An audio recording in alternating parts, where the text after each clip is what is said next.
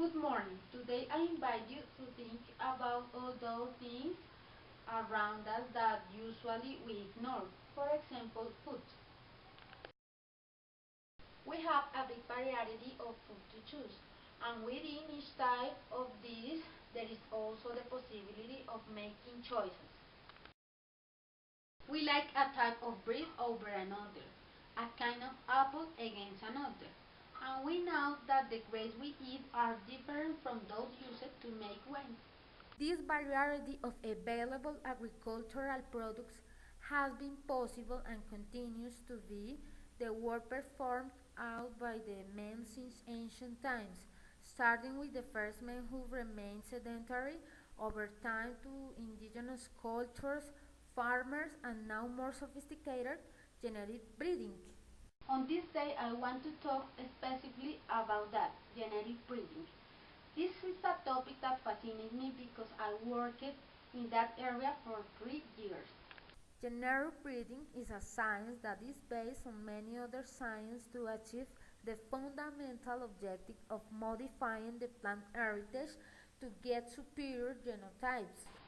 To be a little clearer, I should point out that the end result of that every living being is determined by its genetic constitution or genotype, and the interaction of this genotype with a given environment that we call phenotype.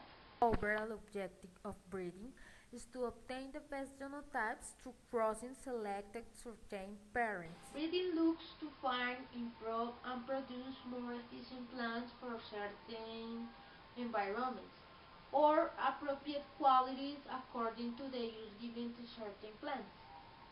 The plants obtained after a breeding process are called varieties.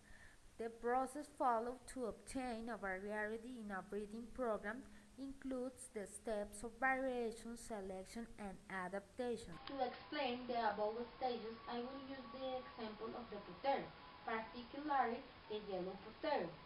As we all know, the yellow potato has exceptional qualities as appearance, taste, and even in terms of nutritional qualities.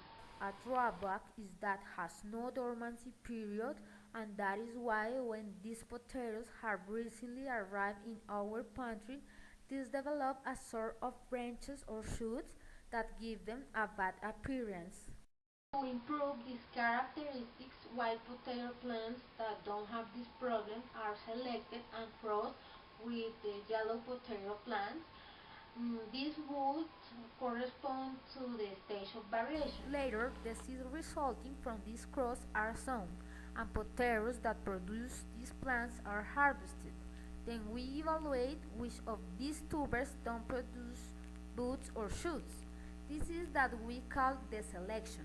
And finally, selected genotypes are sown in different areas of the country, and there is evaluated if the same genotypes have the features that interest and if they behave the same in all parts of the country.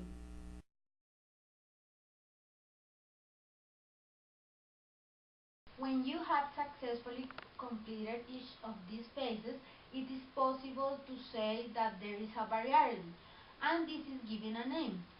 Such variety, guaneña or galeras, etc. Although the way to explain this issue is simple, plant breeding is not easy or quick.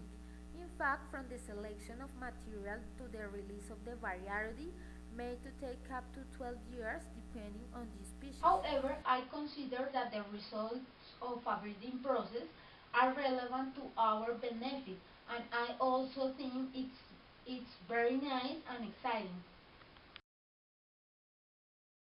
I hope that you found this issue satisfactory and that also you learned something new. Thanks.